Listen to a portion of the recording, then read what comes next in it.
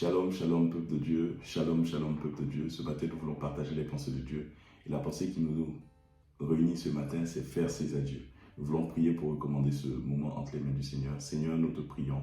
Viens toucher le cœur de quelqu'un. Viens ouvrir l'intelligence de quelqu'un. Viens agir puissamment afin que, Seigneur, nous sachions au fond de nous, par la révélation de l'Esprit, que ce n'est pas un homme qui le fait, mais que c'est toi qui le fais. Nous te rendons, Seigneur, maître de tout ce moment. Nous te rendons roi de tous ces moments, que tu règnes, Seigneur, que tu nous agisses puissamment afin que, au sortir de ce petit moment que nous passons ensemble, nous sortions, Seigneur, renouvelés, régénérés, avec une nouvelle manière de voir, une nouvelle manière de penser. C'est dans le nom de Jésus-Christ que nous avons ainsi prié et nous te disons Amen.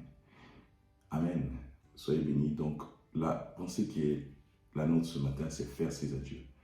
Et nous voulons partager les versets 57 et 62 du chapitre 9 de Luc. Donc Luc chapitre 9, verset 57 au verset 62. Je fais la lecture.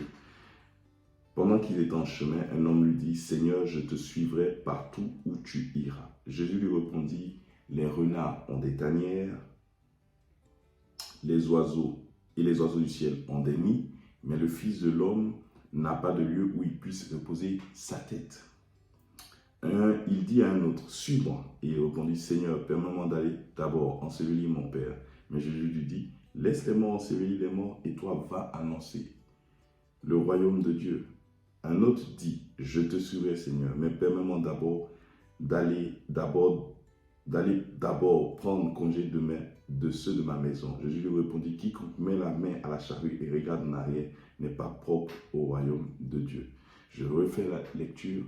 Pendant qu'ils étaient en chemin, un homme lui dit, « Seigneur, je te suivrai partout où tu iras. » Jésus lui répondit, « Les renards ont des tanières, les oiseaux du ciel ont des nids, mais le Fils de l'homme n'a pas de lieu où il puisse reposer sa tête. » Il dit à un autre, « Suis-moi. » Il répondit, « Seigneur, permets-moi d'aller d'abord ensevelir mon Père. » Mais Jésus lui dit, « Laisse les morts ensevelir les morts, et toi va annoncer le royaume de Dieu. » Un autre dit, « Je te suivrai, Seigneur, mais permets-moi d'aller d'abord prendre congé de ceux de ma maison. » Jésus lui répondit, « Quiconque met la main à la charrue et regarde en arrière n'est pas propre au royaume de Dieu. » Amen. Voilà la pensée.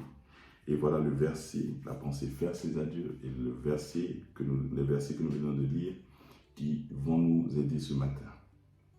Il faudrait savoir qu'en suivant Jésus, nous obtenons une nouvelle perspective des choses. Lorsque nous allons commencer à suivre Jésus, nous allons avoir une nouvelle perspective des choses.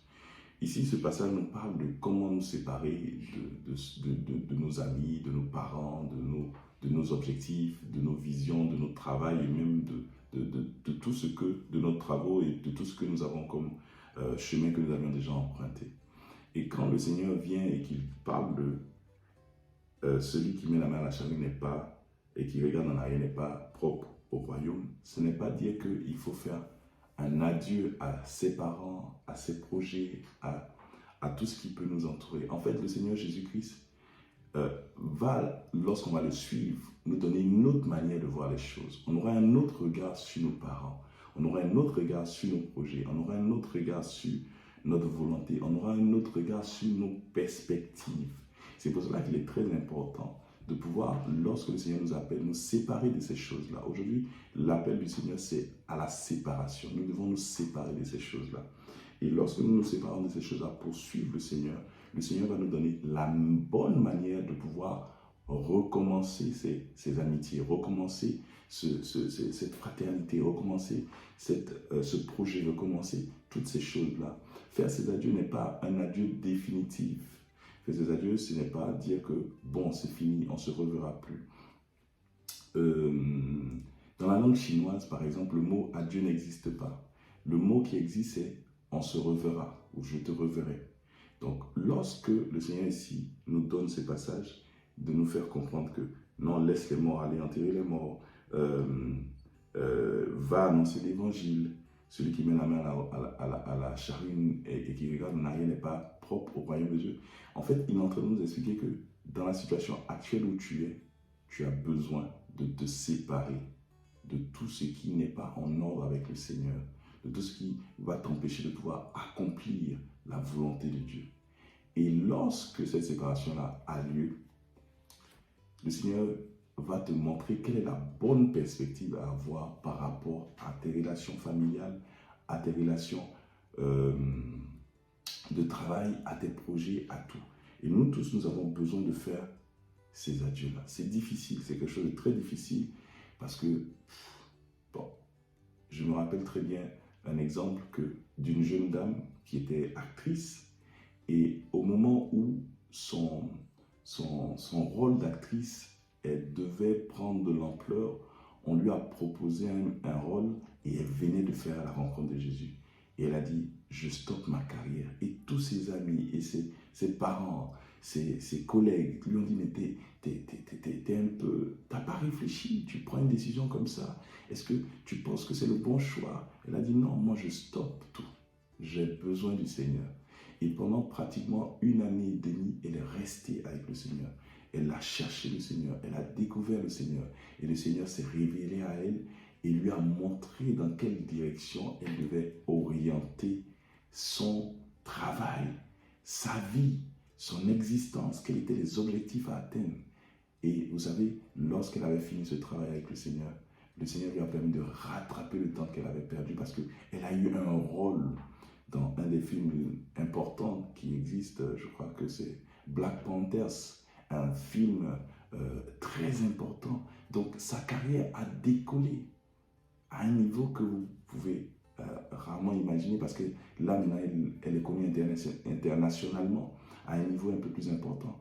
Pour vous dire quoi? Pour vous dire que lorsque tu vas changer ton regard, tu vas faire des adieux à tout ce qui est là autour de toi et que tu t'attaches à Jésus-Christ, quelque chose va se passer.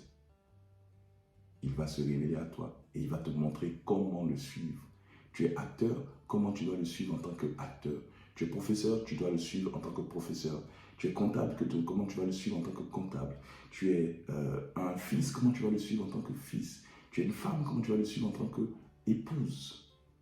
Dieu va te montrer une nouvelle perspective. Comment tu dois marcher avec ces choses-là. Donc tu laisses ces choses-là pendant un temps. Tu règles tes situations avec le Seigneur. Et Dieu te montre comment maintenant venir travailler avec ces choses-là.